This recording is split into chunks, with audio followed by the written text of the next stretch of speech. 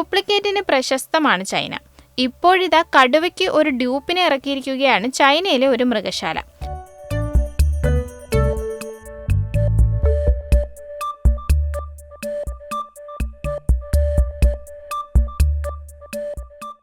ചൗചൗ ഇനത്തിൽപ്പെട്ട നായ്ക്കുട്ടികളെയാണ് കടുവകളെപ്പോലെ പെയിന്റ് അടിപ്പിച്ച് മൃഗശാലയിൽ നിർത്തിയത്. സന്ദർശകരെ കബളിപ്പിച്ചതിന് ചൈനീസ് മൃഗശാലയ്ക്കെതിരെ നേരത്തെ സോഷ്യൽ മീഡിയയിൽ കടുത്ത വിമർശനമുയർന്നിരുന്നു.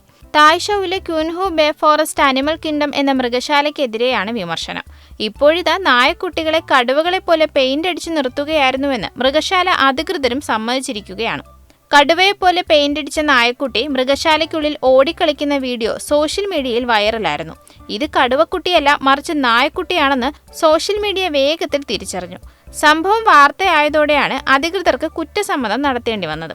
ചൈനയിലെ മറ്റൊരു മൃഗശാലയിൽ നായകളെ പെയിന്റടിച്ച് പാണ്ടകളാക്കി കാണികൾക്ക് മുന്നിൽ പ്രദർശിപ്പിച്ച സംഭവവും സോഷ്യൽ മീഡിയയിൽ ചർച്ചയായിട്ടുണ്ട്.